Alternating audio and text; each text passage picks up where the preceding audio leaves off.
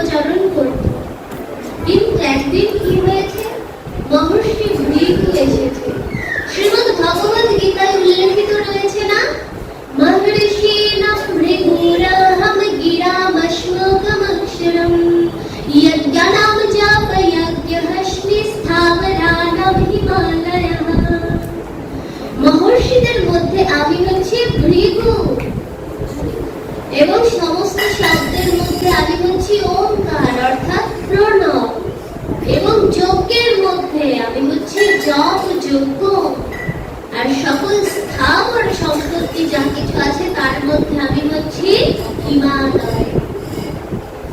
তো এই যে ভৃগু ঋষি, তাকে কি ঋষিদের মধ্যে সব থেকে উচ্চ স্থান দেওয়া হয়েছে, কারণ এইখানে এই বরাবর যতগুলো শ্লোক আছে ভগবান সবকিছু যেটা যেটা শ্রেষ্ঠ তার সঙ্গে নিজেকে তুলনা করেছেন না। তো ভৃগু মুনি সে খুবই একজন প্রসিদ্ধ ছিলেন এবং খুবই নাম করা ছিলেন।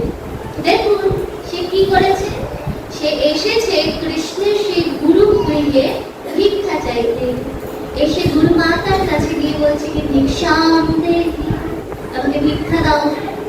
তখন গুরু মাতা কি করেছে জানেন, কৃষ্ণ এবং সুদামার জন্য একটা কাপড়ে করে খাবার বেঁধে রেখেছে।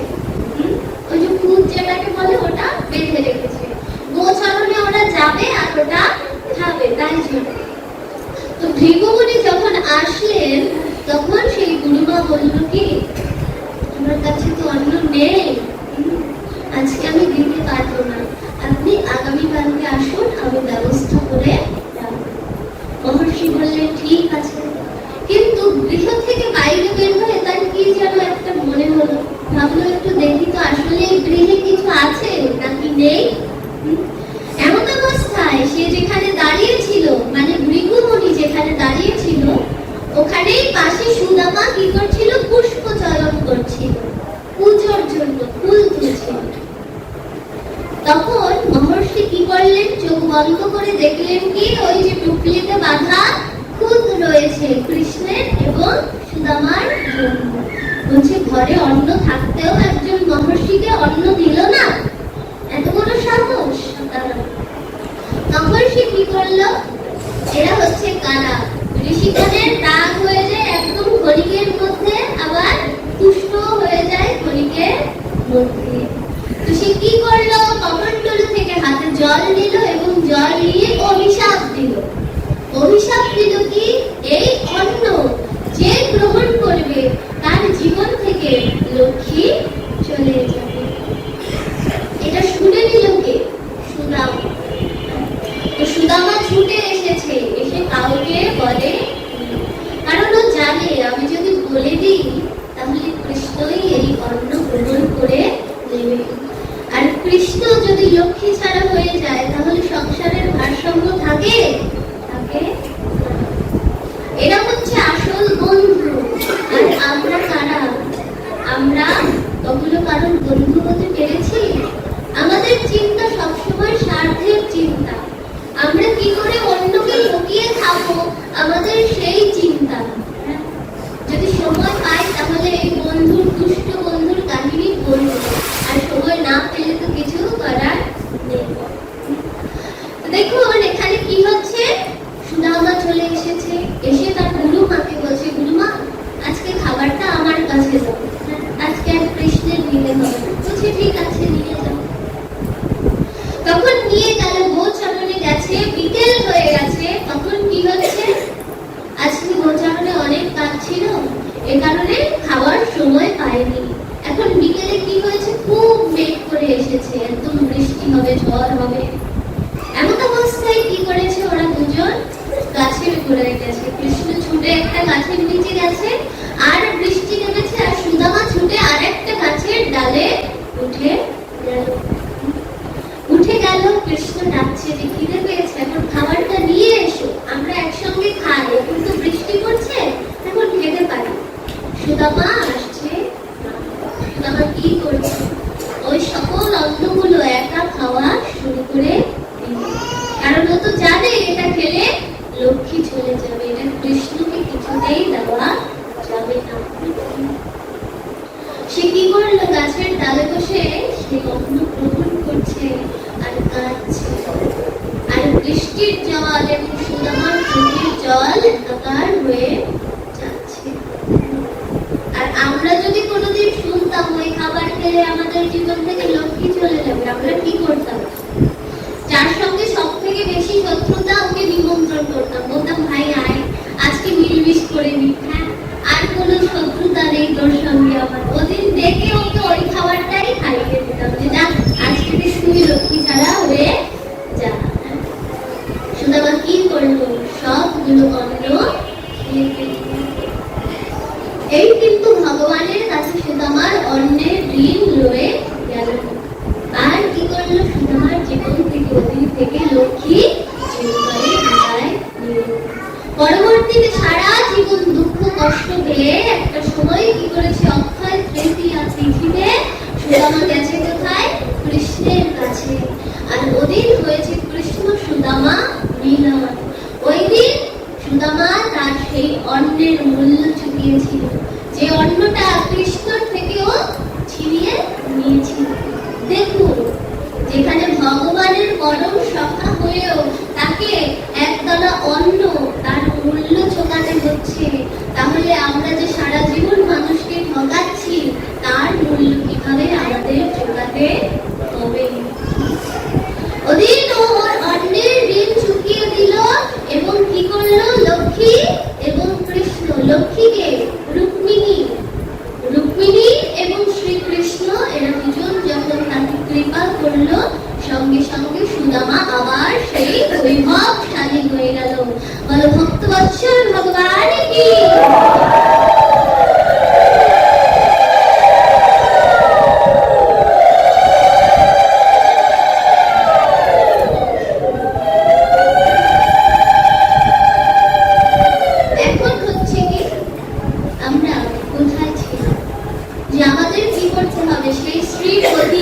লক্ষ্মীপতির নাম শুনতে হবে, নাম আস্বাদন করতে হবে এবং তার ধ্যান করতে হবে। হেয়াং শ্রীপতিম রূপ অজস্রম, তার যে অজস্র রূপ রয়েছে, শুধু একটা দুটো রূপ নয়, সেই অজস্র রূপ আমাদের স্মরণ করতে হবে। হরে কৃষ্ণ। সবাই এদিকে। হ্যাঁ, আজকে তো আমি চলেই যাবো, মনোযোগ দিয়ে শোনো না বাবা, কি হয়েছে? তো দেখো এখানে কি বলা হচ্ছে? নেয়ম সজ্জন সঙ্গে চিত্তম। আমাদের যে চিত্ত রয়েছে, মনটা রয়েছে, এটাকে কি করতে হবে? সজ্জনের সঙ্গে নিয়োজিত করতে হবে। যারা সজ্জন, যারা সত্যের সঙ্গ করে, তাদের সঙ্গে আমাদের চিত্তটাকে আস্বাদন করতে হবে। একান্তে কি করতে হবে? তাদের সঙ্গে একান্ত হতে হবে।